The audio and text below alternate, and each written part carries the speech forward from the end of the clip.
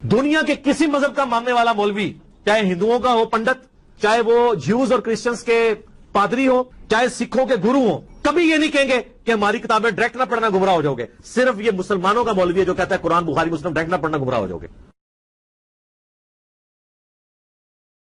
तो कुरान को अपनी जिंदगी में बसा लो, कुरान को शामिल कर लो, दुनिया भी संवरेगी, कब्र भी संवरेगी, नज़ा का आलम भी संवरेगा, हशर में भी उजाले होंगे, जन्नत की बहारें भी नसीब होंगी और रसूलुल्लाह का साथ नसीब होगा।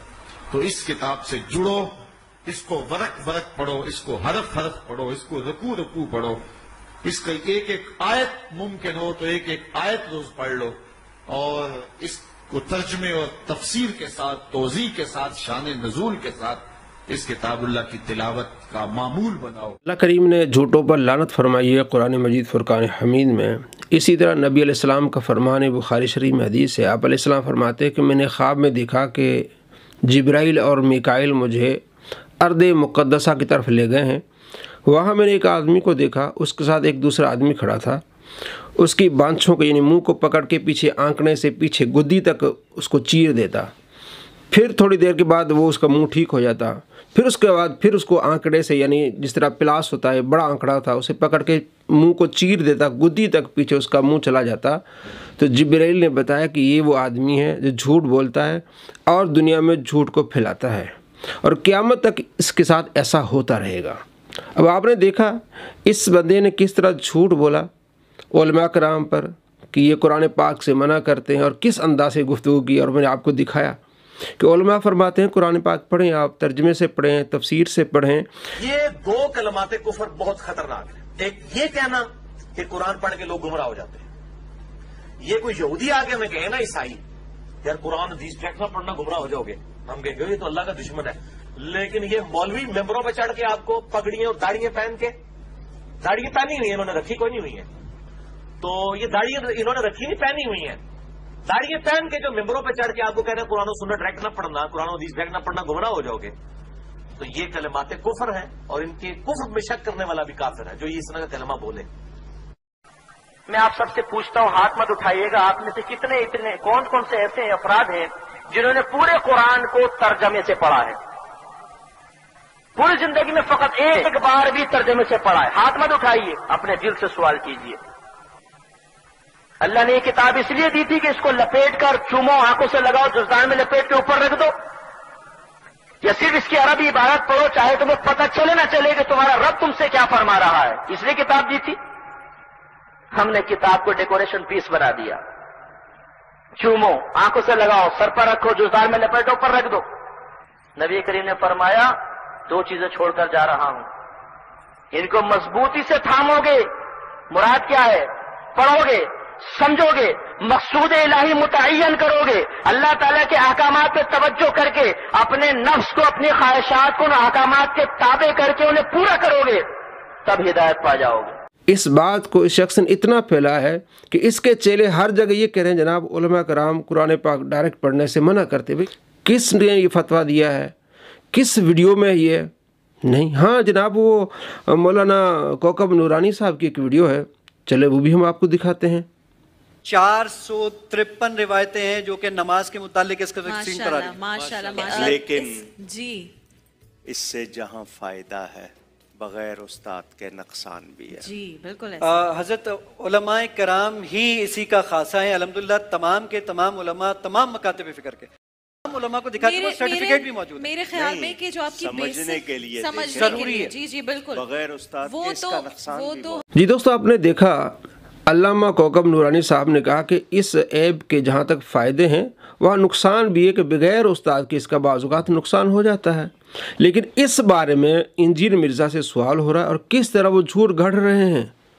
इसी रमज़ान 1440 हिजरी में जियो न्यूज़ की एक ट्रांसमिशन के दौरान जाहिद चीपा भाई ने अपनी एंड्रॉयड ऐप का तफसीली इंट्रोडक्शन करवाया, जिसे देखकर इंतहाई खुशी हुई कि अल्लाह ताला अपने दीन का काम किसी गैर आलिम से भी ले सकता है। लेकिन उसी प्रोग्राम में एक बरेलवी आलिम दीन के एक जुमले ने बहुत रंजीदा कर दिया कि कुरान हकीम को उस्ताद के बगैर समझना ही नामुमकिन है। इस हवाले से रहनुमाई करें। रहनुमाई तो करते हैं। ये मैंने जब क्लिप देखा ना जी, मुझे तो कोई हैरानगी नहीं हुई। दुख तो मुझे होता है उलमा जो कुछ करते हैं, लेकिन हैरानगी नहीं होती। हम तो पहले से ये रोना रो रहे हैं कि اگر آپ کو کوئی یہودی یا عیسائی آ کے بات کرے نا قرآن حدیث ڈائریکٹ نہ پڑھنا گمراہ ہو جاؤ گے، آپ کہیں گے اللہ کا دشمن، یہی کہیں گے نا. اور اگر ایک داڑھی پگڑی والا خوبصورت سی شکل بنا کے آپ کو کہہ دے قرآن ڈائریکٹ نہیں پڑھنا گمراہ ہو جاؤ گے، کہتے ہیں علامہ صاحب نے فرمایا. جی دوستو، آپ نے دیکھا کہ کس طرح یہ مرزا کے سامنے والے بھی جھوٹ بول رہے ہیں، بلکہ اس کو جھوٹ سکھایا جاتا ہے کہ آپ اس طرح جھوٹا سوال کریں، ہم آپ کو جواب دیتے ہیں. اس نے کیا کہا کہ جناب بریلوی عالم کہتا ہے کہ استاد کے بغیر قرآن پاک کو سمجھنا ہی ناممکن ہے، جبکہ علامہ صاحب نے کیا کہا؟ علامہ صاحب نے یہ کہا کہ لیکن اس عیب سے جہاں فائدہ ہے بغیر استاد کے نقصان بھی ہے، سمجھنے کے لیے استاد کی ضرورت ہے. تو یہاں سے کیسے ثابت ہوتا ہے کہ انہوں نے کہا جی قرآن ڈائریکٹ نہ پڑھیں؟ وہ عیب کے بارے میں بات کر رہے ہیں. اگر قرآن پاک کے بارے میں بات کریں تب بھی استاد کی ضرورت پڑتی ہے. بعض اوقات انسان غلط راہ پہ چلا جاتا ہے. آپ کو میں حدیث سے مثال دیتا ہوں. تو پہلے آپ یہ بات سمجھیں کہ انہوں نے کس طرح جھوٹ گھڑا اور اس کو پھیلایا اور کس طرح یہ تہمتیں لگا رہا ہے. آئیے حدیث کی طرف. صحیح مسلم میں حدیث ہے 3079. حضرت عائشہ رضی اللہ تعالی عنہ سے ان کے شاگرد عروہ کہتے ہیں کہ قرآن پاک میں جو آیت ہے ان الصفا والمروۃ من شعائر اللہ، سورہ البقرہ آیت نمبر 158، اس میں اللہ فرماتے فلا جناح علیہ ان یطوف بہما، کہ حج عمرہ میں اگر سعی نہ کی جائے تو کوئی حرج نہیں ہے. تو حضرت عائشہ رضی اللہ عنہ فرماتی یہ تو لازمی ہے، اس کے بغیر تو حج عمرہ ادا نہیں ہوگا. تو یہ جو آیت ہے یہ انصار کے بارے میں ہے کہ ساحل سمندر کے پاس 2 بت ہوتے تھے جن کی پوجا کرتے تھے. ان بتوں کا نام تھا اصاف اور نائلہ. تو یہ لوگ کیا کرتے تھے؟ وہاں سے احرام باندھتے تھے اور سعی کرتے تھے صفا مروہ کی. جب اسلام لائے تو انہوں نے پھر اس روش کو چھوڑ دیا اور انہیں برا جانا سعی کرنے کو بھی. تو اللہ تبارک و تعالیٰ نے ان کے بارے میں فرمایا جو ان کے دلوں میں کراہت تھی اس کو دور کرنے کے لیے فرمایا فلا جناح علیہ، کوئی حرج نہیں ہے. یہ ان کے دل میں جو کراہت تھی ان کے بارے میں ہے کہ فلا جناح علیہ، کوئی حرج نہیں ہے. ویسے تو یہ حج عمرہ میں لازمی ہے، بغیر صحیح کہ آپ کا حج عمرہ ادا نہیں ہوگا. تو جس طرح حضرت عروہ کو غلطی لگی حالانکہ وہ قرآن پڑھ رہے ہیں، تابعی ہیں، تو اسی طرح کسی کو بھی غلطی لگ سکتی ہے، بغیر استاد کے نقصان ہو سکتا ہے. تو یہ بتا رہے ہیں کہ بغیر استاد کے عیب پڑھنے سے نقصان ہو سکتا ہے. قرآن کے بارے میں تو نے بات نہیں کی. اگر مان بھی لیا جائے تب بھی دیکھیں کس طرح ایک تابعی کو کتنی غلطی لگی ہے. اگر عائشہ رضی اللہ تعالیٰ عنہ نے نہ بتاتی تو ساری زندگی وہ صحیح نہ کرتے رہتے، تو ان کا نہ حج ہوتا نہ عمرہ ہوتا. تو اس طرح یہ لوگ جھوٹ باندھتے ہیں اور اس جھوٹ کو آگے گرد کرتے ہیں، پھیلاتے ہیں. علماء کرام تو کہتے ہیں کہ آپ قرآن پاک پڑھیں، جیسے آپ نے دیکھا اور سنا بھی. آپ ترجمہ تفسیر پڑھیں. دعوت اسلامی نے جو باقاعدہ روزمرہ کے معمولات کا ذکر کیا جسے مدنی انعامات کہتے ہیں، اسے مدنی انعام نمبر 6 ہے. وہ کہتے ہیں آپ روزانہ 3 آیتوں کا کم سے کم ترجمہ پڑھیں، تفسیر پڑھیں. تو یہ جھوٹ پھیلایا جاتا ہے. تو مجھے انگلینڈ سے ایک دوست نے پوسٹ بھیجی کہ دیکھیں یہ ایک جھوٹ پھیلایا جا رہا ہے، اس بارے میں آپ کیا کہتے ہیں یا ویڈیو بنائیں. تو وہ جھوٹ کیا ہے آپ کے سامنے جناب کیا ہے.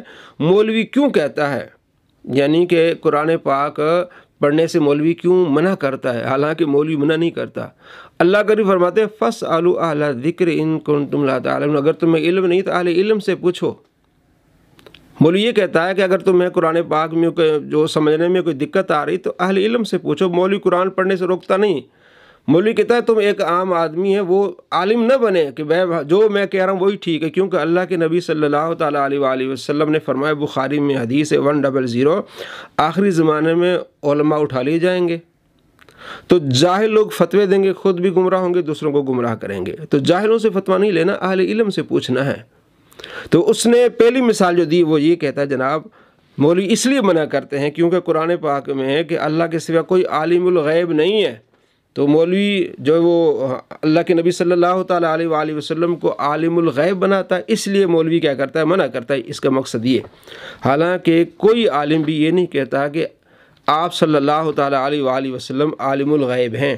اور حوالہ کیا دیا ہے جناب سورہ نمل آیت نمبر 65 کا اور سورہ انعام آیت نمبر 59 کا حوالہ دیا ہے. حالانکہ دونوں ان صورتوں میں عالم الغیب کا لفظ نہیں ہے، اور جہاں عالم الغیب کا لفظ ہے اس آیت کا حوالہ نہیں دیا کیونکہ اس کے نیچے لکھا ہوا ہے کہ اللہ تبارک و تعالیٰ اپنے پسندیدہ رسولوں میں سے جسے چاہے علم غیب عطا فرماتا ہے. اب دیکھیں کس طرح فراڈ کرتے ہیں. سورہ جن آیت نمبر 26 میں اللہ فرماتے ہیں عالم الغیب فلا یظہر علی غیب احدا. عالم الغیب اللہ ہے، ہاں الا من ارتضی من رسول، علم غیب اللہ اپنے پسندیدہ رسولوں کو عطا فرماتا ہے. اسی طرح سورہ تکویر میں وما هو الغیب بدنین، اسی طرح سورہ آل عمران میں اللہ تبارک و تعالیٰ فرماتے ہیں کہ انبیاء علیہ السلام کو میں علم غیب عطا فرماتا ہوں۔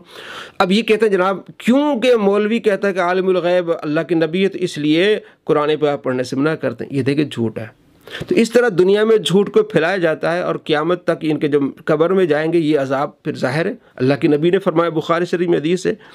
اچھا جی، دوسرا جناب یہ اس نے لکھا ہے کہ غیر اللہ کی نظر و نیاز حرام ہے، سورہ بقرہ آیت نمبر 173، تو اس لیے منع کرتے ہیں قرآن پاک میں، حالانکہ غیر اللہ کی نظر و نیاز منع ہے، یہ تو اللہ نے بھی فرمایا نظر و نیاز منع ہے، لیکن ایصال ثواب تو اللہ نے بھی قرآن پاک میں فرمایا سورہ حشر میں آیت نمبر 10 میں کہ مومنوں کی یہ صفات ہے کہ وہ اپنے لیے دعا کرتے ہیں، اپنے مسلمان بھائیوں کے لیے دعا کرتے ہیں۔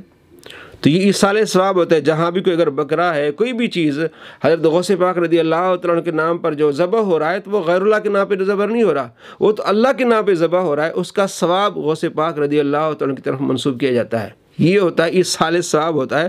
آپ صلی اللہ تعالیٰ علیہ وآلہ وسلم کے صحابہ نے خود ایصال ثواب کیا، بخاری میں حدیث ہے، ایک صحابی نے پورا باغ جو ہے وہ اپنی والدہ کے لیے ایصال ثواب کر دیا۔ تیسرا اعتراض یہ لکھا ہے کہ مولوی قرآن پڑھنے سے کیوں منع کرتا ہے، مطلب جھوٹ کہ قبر میں دفن شدہ لوگ مردہ ہیں، نفع و نقصان کے اختیار نہیں رکھتے، سورہ نمل آیت نمبر 20 اور 21، یعنی یہ پڑھتے ہیں قرآن پاک۔ جن آیات کو اللہ تبارک و تعالیٰ نے بتوں کے بارے میں نازل فرمایا مسلمانوں پر فٹ کرتے ہیں، کیا جو قبر میں وہ فائدہ نہیں دے سکتے، کیا ان کا وسیلہ نہیں لیا جا سکتا؟ آپ صلی اللہ تعالیٰ علیہ وآلہ وسلم کا وسیلہ آج بھی لیا جا سکتا ہے، آپ کے وسیلے سے فائدہ ہوتا ہے، اور آپ صلی اللہ تعالیٰ علیہ وآلہ وسلم کی بارگاہ میں آج بھی ہمارے اعمال پیش ہوتے ہیں۔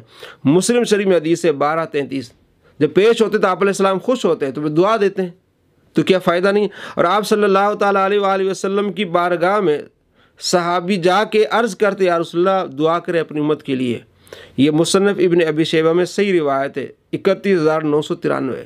تو یہ پڑھتے ہیں قرآن پاک، اس لیے کہتے ہیں نا آپ قرآن پاک پڑھیں لیکن علماء کی رہنمائی لیں۔ تو آیات جو کفار کے متعلق ہیں، جو بتوں کے متعلق ہیں، آپ مسلمانوں پر فٹ کرتے ہیں، یہ خوارج والا عمل ہے۔ تو خوارج بھی اس طرح کرتے تھے، قرآن پاک پڑھ کے حضرت علی رضی اللہ تعالیٰ عنہ پر جو کفر کے فتوے لگاتے تھے۔ اور آگے لکھا ہے جناب فرقہ بنانا مشرکوں کا کام ہے، سورہ روم آیت نمبر 32 اور 31۔ تو ہم نے کب فرقہ بنایا؟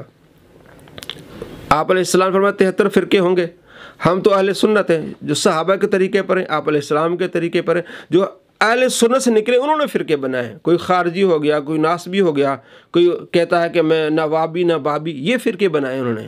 ہمارا طریقہ وہی اہل سنت جو صحابہ کا، جو نبی علیہ السلام کا، جس کو فرقہ ناجیہ، جس کے بارے میں آپ علیہ السلام فرماتے ہیں وہ طریقہ، وہ فرقہ جنت میں جائے گا جو میرے طریقے پر ہوگا اور میرے صحابہ کے طریقے پر ہوگا۔